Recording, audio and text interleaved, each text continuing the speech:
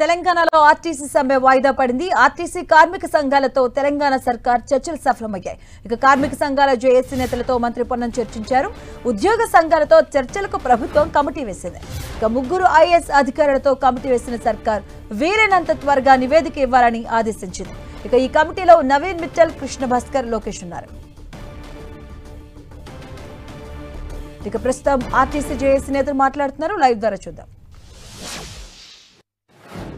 ఉన్నది కాబట్టి ఆర్థిక పరమైన అంశం లేకుండా మరి ప్రభుత్వానికి ఎలాంటి భారం పడదు కాబట్టి మరి మీరు ఖచ్చితంగా ఆర్టీసీని కార్మికులను ప్రభుత్వంలో విలీనం చేయాలని కూడా ఈ సందర్భంగా కోరడం జరిగింది.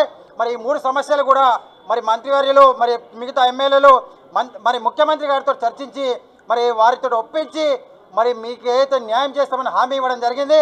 మరి అదేవిధంగా ఇప్పుడు ఉన్న పరిస్థితుల్లో మరి కార్గిల్లో మార్చుటీలు అనేటువంటిది మరి చేపట్టడం జరుగుతూ ఉన్నది కాబట్టి దానికి కూడా మరి మీరంతా ఆలోచించి మరి పెద్ద మనిషి చేసుకొని మీరంతా ఈ సమ్మెకు ఏదైతే మరి కొంత వాయిదా వేసుకోవాలని మంత్రి గారు కోరిన కాబట్టి ఈరోజు మా జేఏసీ ఆధ్వర్యంలో మరి ఈ సమ్మె వాయిదా వేసుకోవడం జరుగుతూ ఉన్నది. కాబట్టి దయచేసి కార్మికులంతా ఇది గమనించి మరి సహకరించాల్సిందిగా విజ్ఞప్తి చేస్తూ ఉన్నాను. అయిపోయిందా? ఈరోజు నా పేరు కత్తుల యాదయ్య, బహుజన కార్మిక union general secretary, JAC co convener. మరి ఈరోజు గౌరవనీయులు మరి ట్రాన్స్పోర్ట్ మినిస్టర్ గారితో దాదాపు సుదీర్ఘంగా 3 గంటల పాటు చర్చ జరిగింది. మరి మా సమస్యల మీద అన్నిటి మీద సానుకూలంగా స్పందించిండు.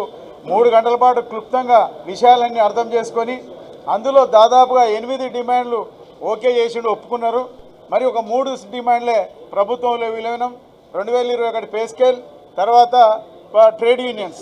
వీటిని ముఖ్యమంత్రి గారితో చర్చించి త్వరలో మిమ్మల్నే పిలిపించి మీ అందరి సమక్షంలో ముఖ్యమంత్రి గారితో మాట్లాడి మీ సమస్యలు పరిష్కరిస్తాం. కావున రేపు భారతదేశం మొత్తంలో మిలిటరీ కవాత్, పాకిస్తాన్కి ఇండియాకి యుద్ధమయ్యే ప్రమాదం ఉంది కాబట్టి మిలిటరీ కవాత్ అని రేపు 7వ తారీఖు నాడు భారతదేశం మొత్తం కవాత్ జరుగుతూ ఉంది కాబట్టి